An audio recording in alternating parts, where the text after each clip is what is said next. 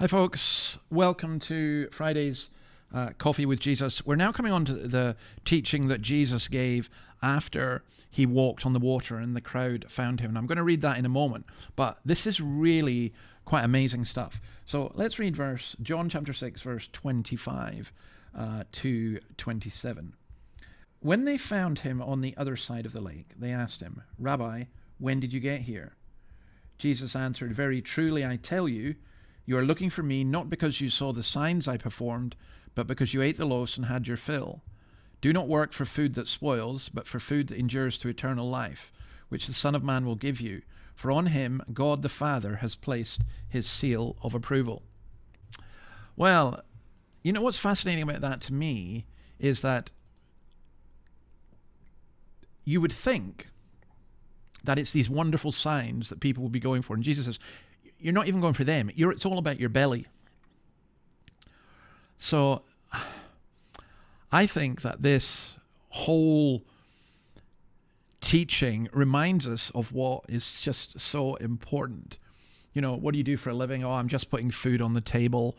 Bob Geldof, after Live Aid, said, "Is that all there is?" I remember hitchhiking in Germany and being picked up by a German guy who said, "Look, guys, surely there's got to be more than this."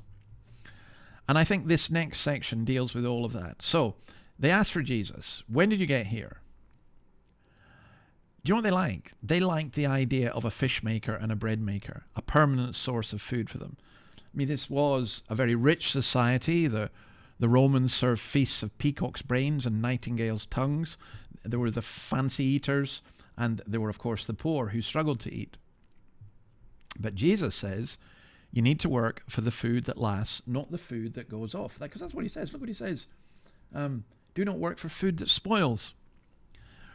Now, we live in Australia, and what amazes me about, I think it's why everyone has sourdough, is how quickly the bread goes off. Too many times we've brought bread and we've thrown it away. And even the fruit that we keep in the fridge, it goes off very quick. Well, Jesus has just fed 5,000 people. There are 12 baskets of remains. They're eventually going to go off unless the Lord made him into bread and butter pudding. C.S. Lewis had a great saying, "I cannot find a cup of tea that is big enough or a book that is long enough." You know, we're always striving after things. I remember one couple I knew spent 10 years building their ideal house. And then within a couple of years after it was finished, they'd moved on. It's just not enough. The material things are lovely. I mean, I've had some juice here. I've had a roll from the Vietnamese bakery. Wonderful, gorgeous. But I'll be hungry again in a while. And then I like this thing. Look, he says, on him, God the Father has placed his seal of approval.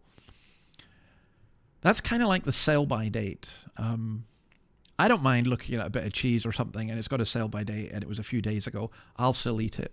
My son won't. But what I love with Christ is there isn't a sell-by date. He's always there. And if you want to look at it this way, he's always fresh. So, you know, think about that. Think about the food that you're working for. So many of us, it is just food. We want food and it's the material things. And Jesus says, no, there's a whole lot more. There is a whole lot more. And I hope you get to see that and to know that and that you get to feed on the bread of life. Well, God willing, I'm heading to Scotland next Monday, but I still hope to be able to do these. We'll see if we manage to. If there are interruptions to service or it's later than usual, that's fine. I'm not going to kill myself to do it, but I do want to continue working through this and thinking of Jesus as the bread of life. In a week that I go to my mother's funeral is for me just probably the right thing to do. All right, God bless you, and hopefully see you next week. Bye.